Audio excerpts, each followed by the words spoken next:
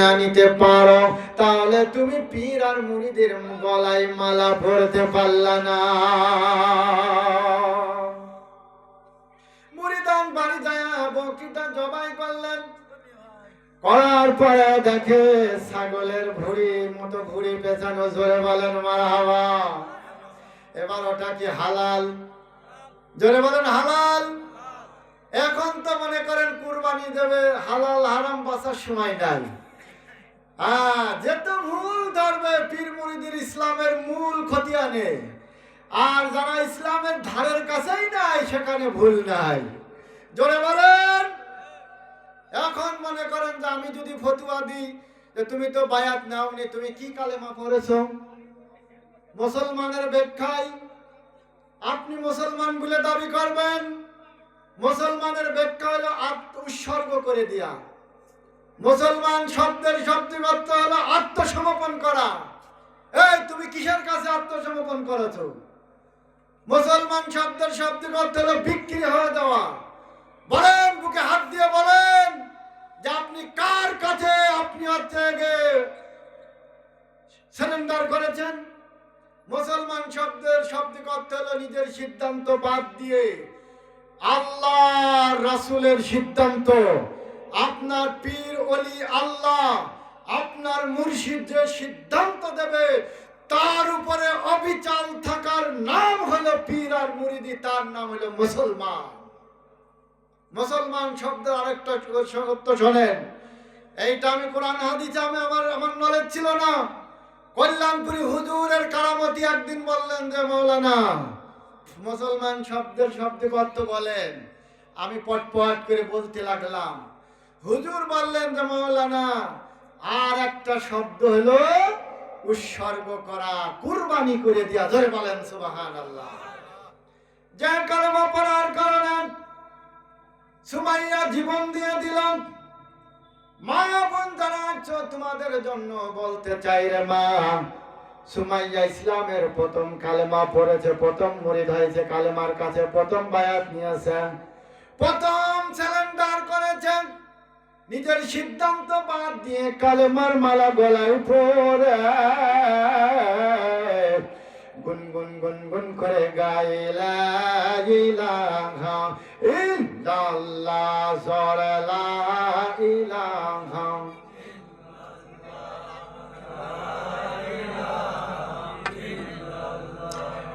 লা ইলাহা,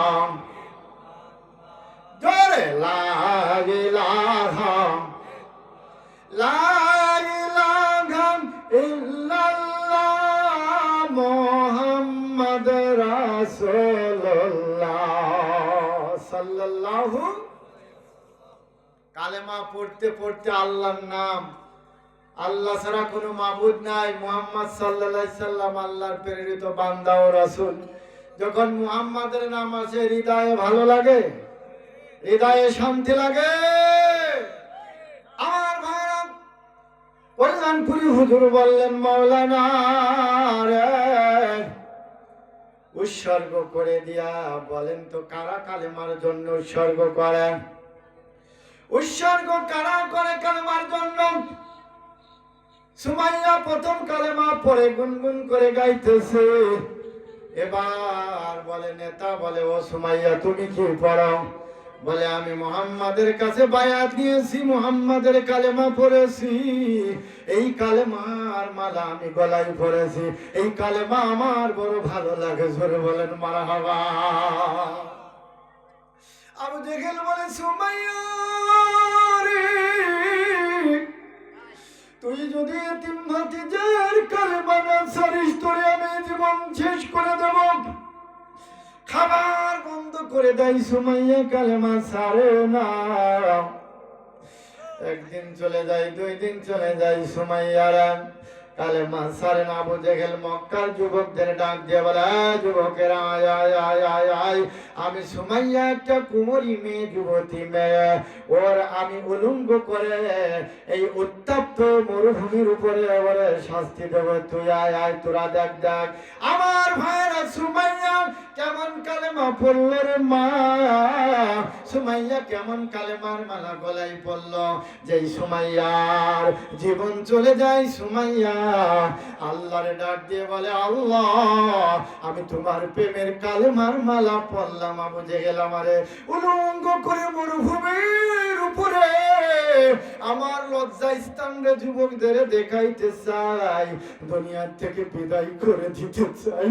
আল্লাহ গো আল্লাহ, তুমি কি আমি সুমাইয়ার দিকে তাকাইবা না? ও আল্লাহ, আবু জেহেল মক্কার যুবকদের ডাক দেয়, আর আমি সুমাইয়া আমার ছোট্ট জবান দিয়ে আমি আল্লাহ তোমারে ডাক দিলাম, আল্লাহ তুমি কি আসবো? আল্লাহ আমার আল্লাহ বলে, জিবরিল আমি সুমাইয়ার দেখতে যাব রে।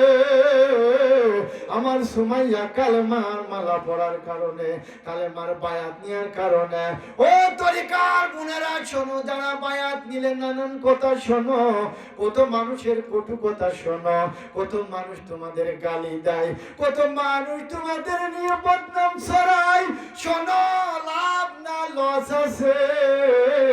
সুমাইয়ারে আল্লাহ বলে, যাই যাই যাই, আমার সুমাইয়ারে আমি কি দেব কি দেব? এ ফেরেশতা কই, আমার আল্লাহর জান্নাতুল ফেরদাউস তুলে দে, আমি সুমাইয়ারে দান করে দিলাম। আল্লাহ বলে যে আমি সুমাইয়ার জান্নাতুল ফেরদাউস দিয়ে দিলাম, এর থেকে আর সওয়াব পাওয়া জীবনে কিছুই আছে? আমার আল্লাহ জান্নাতের মালিক বানায়া দিলেন। আমার আল্লাহ যেই কালেমা পড়লে, যেই মুরিদ হইলে, যেই কালেমার কাছে সিলিন্ডার করলে, ওই কালেমার মালার কারণে আল্লাহ জান্নাত দেয়। এই পথ সত্য না ভালো না খারাপ, কিন্তু যে অনেকেই মা বোনদের বোঝাই, না না মা বাপ বেঁচে থাকতে পীরের বাড়ি দেওয়া যাবে না, আছে না নাই? অনেকের দাওয়াত দিলে বলে, না আমার মা বাপ বেশি আছে। তোর মা বাপ বেশি আছে তাই কি সাহাবায়ে কিরামদের মা বাপ ছিল না?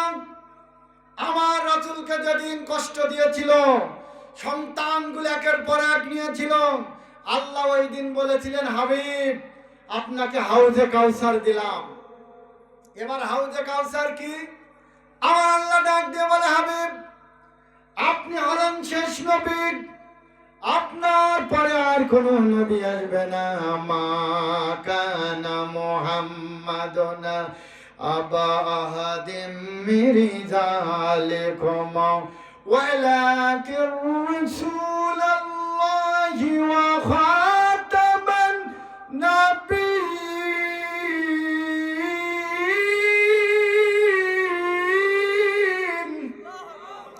নবী হলেন তুমি শেষ নবী, তোমার পরে আর কোন নবী আসবে না।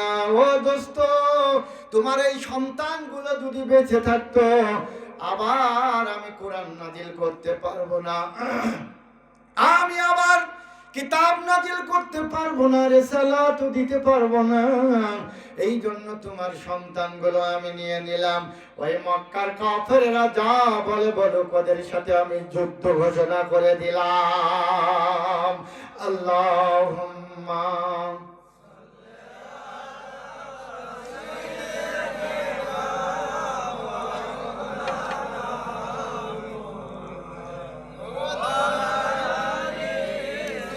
সাইয়্যিদিনা মাওলানা,